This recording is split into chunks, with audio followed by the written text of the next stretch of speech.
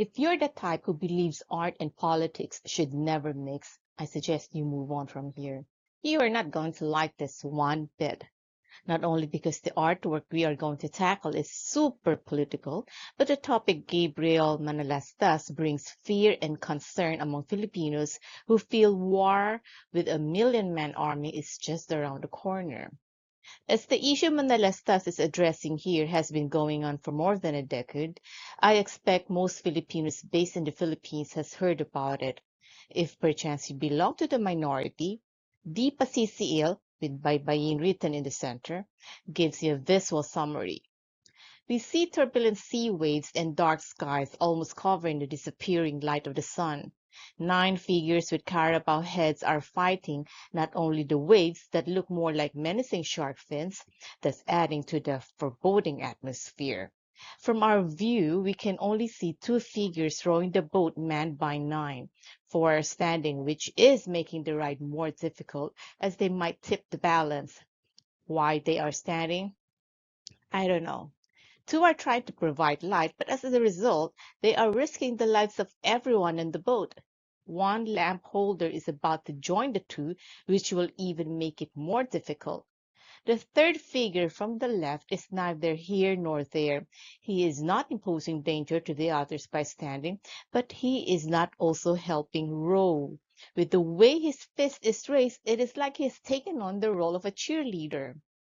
The 3rd figure from the right is risking the lives of everyone also by standing. At least the other 2 are trying to provide light, but this guy is not doing anything.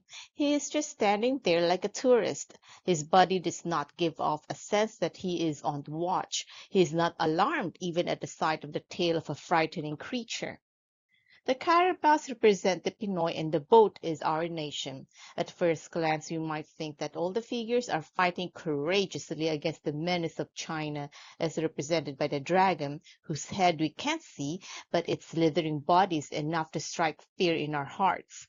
Curiously, none of the figures on the boat seem frightened. This is why we easily think they're so courageous in their patriotism. But in closer inspection, I think these Pinoys are not one in their intent.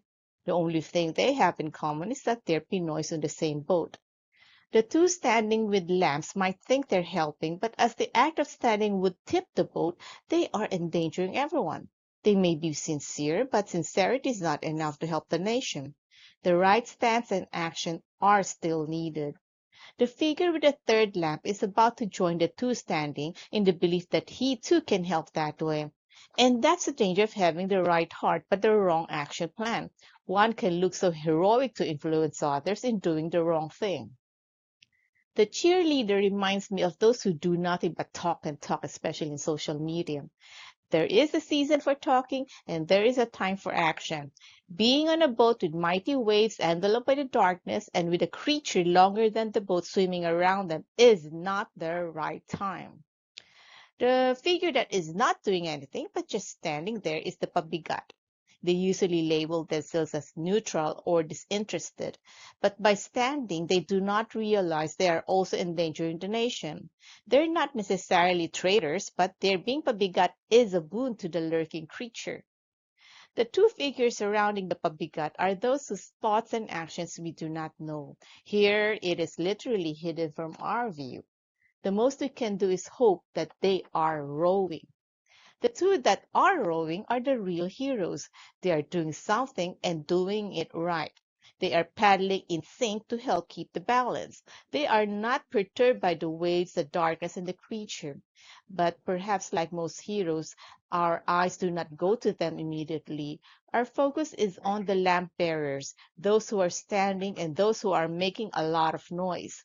These usually get the accolades and the headlines, but it is the 2 who are really carrying the burden, making them more than symbols of the beast of burden. If they reach the shore, they will not be given the spotlight. Perhaps they may not even want it. But if they don't reach the shore, they will be blamed. Manalastas calls his work the Pasisiil, which we automatically equate in a battle against the external. But his work raises fear in me that we might lose the battle from within. Political art is essential. Art is essential.